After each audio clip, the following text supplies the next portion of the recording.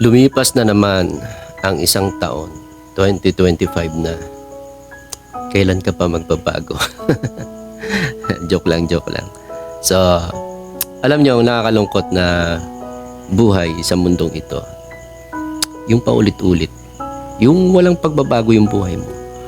Mabuti sana kung paulit-ulit na maganda.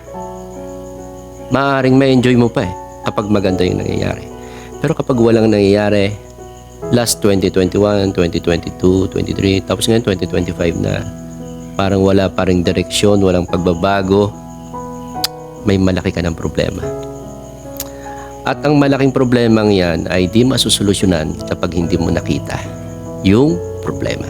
Dapat mong ma-identify ang problemang yan. At minsan, hindi natin nakikita ang problema. Alam niyo kung bakit? Baka kasi ang sarili mo na talaga ang problema. Ikaw mismo ang problema.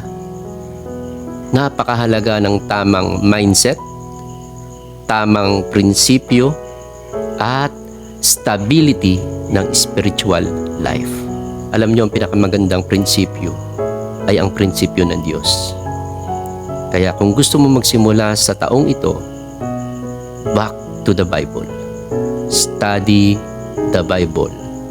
Maki-involve ka sa mga taong nakikipag-aralan ng salita ng Diyos.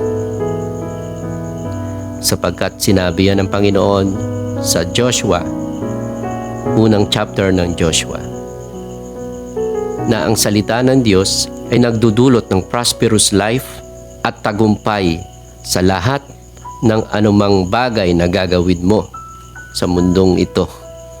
Kaya mahalaga ang principles of God. Yan ang magandang makuha sa taong ito para magkaroon ka ng tamang simula